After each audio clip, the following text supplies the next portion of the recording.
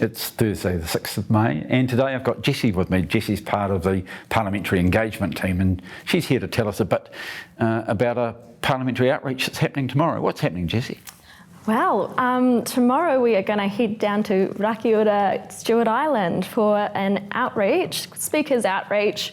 There is going to be yourself joining us, Mr. Speaker, as well as 4 other MPs coming down. We're going to have a community drop-in session where the community can come and talk with us over lunch. We're visiting the local school, Half Moon Bay School, and we are finishing the day at the dock office. So what's this all about? This is about, getting Parliament out? This is about going out, bringing Parliament to the people. This is a cross-party, politically neutral one, just kind of letting people know what's going on at Parliament. I've done a few of these before, and they're really good. There's the kids involved. We generally have a bit of a debate in the school, practice debate. We take a backdrop down so it looks like Parliament. Someone pretends to be the Prime Minister and some of the other positions. And I think tomorrow they're going to be debating about whether the boarding bursary is enough. Because obviously there's no secondary school on Rakiura, and so they've all got to go away to school. And I think some of them think that the money's not enough, and we'll find out. Yeah. So that's part of it. But today, back to today. Start off with the business statement. Leader of the House says what's going to happen next week. Possibility of questions from the Shadow Leader. We go on to questions to ministers. Irina Williams to the Minister of Finance about the economy. Shane Retty to the Minister of Health about the Maori Health Authority. Hannah White to the Minister of Research about a space mission. Melissa Lee to the Minister of Broadcasting about New Zealand on air funding and making sure that it's not politically biased. Shannon Halbert to the Minister of Education about enrolments in tertiary education and training.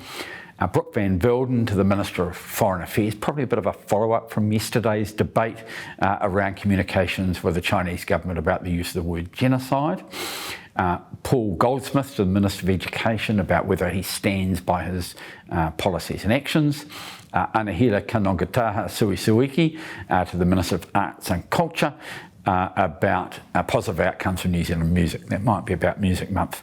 Mark Mitchell and Jane Logie have both got questions, one to the Minister of Public Service and the other to the Minister of Finance about the freezing of public service pay.